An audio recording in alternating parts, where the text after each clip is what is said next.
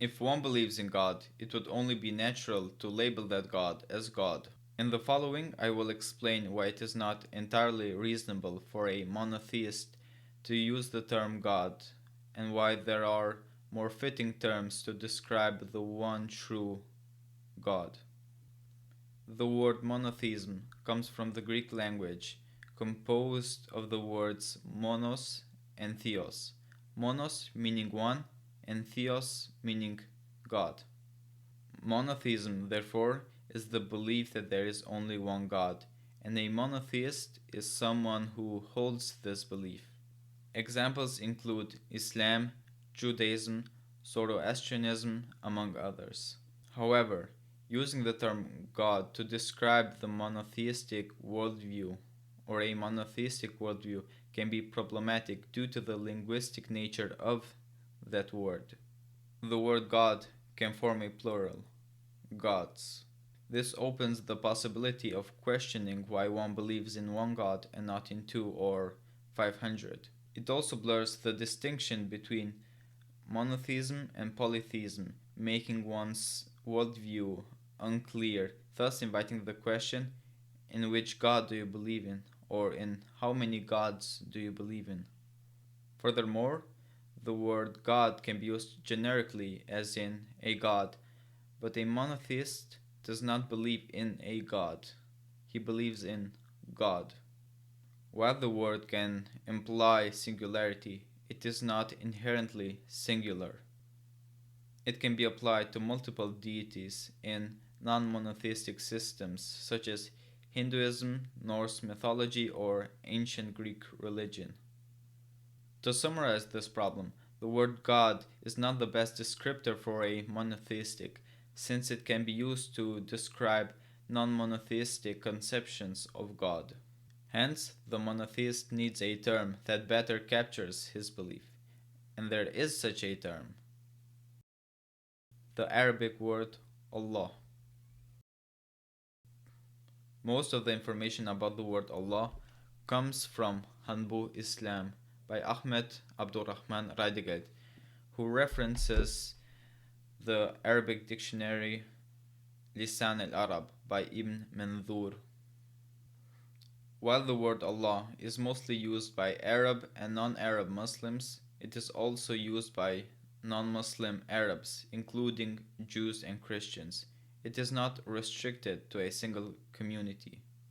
It is linguistically and theologically accessible to every monotheist, so to every person that believes in one God.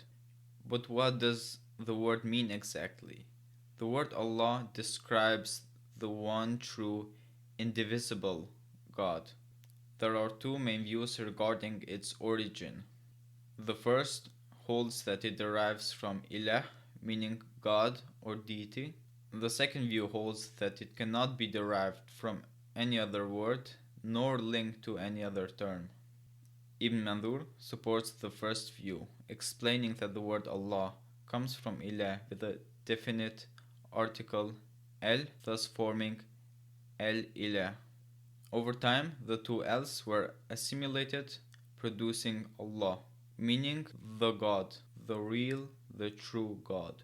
The key difference between ilah and Allah is that ilah can refer to any deity, whereas Allah cannot be pluralized. It can only be used to describe the one true God, the monotheistic conception of the divine. So why should a monotheist use Allah instead of God? The word Allah perfectly expresses the monotheistic idea of God and his essence, that he is one, indivisible, eternal, uncaused, and distinct from his creation, among other characteristics. Using the term Allah makes one's belief immediately clear. It is the belief in one transcendent creator. By contrast, the word God is vague, for it can be used to describe a divisible idea of God. It can be basically used for any type of deity, thus, it lacks precision. To illustrate, when you say, I believe in God, someone may ask, in which one? But when you say, I believe in Allah, the question becomes meaningless, for it conveys clearly the belief in the one, true, indivisible God. But why use Allah and not other terms like Brahman or YHWH? Many such terms face their own issues. For example, Elohim can be pluralized. Brahman does not describe God as separate from creation, but rather as identical with it, the world being a manifestation of Brahman. YHWH is rarely used outside of scriptural or liturgical settings, and its pronunciation is unknown since the vowels have been lost with time. Most use Yahweh, though it is debated, which was the reason why I decided not to pronounce it but rather spell it out. Moreover, the word Yahweh is not pronounced when or is not read out loud. Instead, it is substituted with other terms such as Adonai, meaning my Lord. Thus, Allah remains the only term that fully and inherently describes the monotheistic view of God without substitution, ambiguity, and linguistical limitation. In summary, while the English word God can express the belief in a single deity, it remains linguistically generic and open to multiple interpretations. For the monotheist who wishes to speak precisely about the one, eternal, and indivisible Creator, Allah is not a cultural term, but a term of perfect linguistic and theological clarity.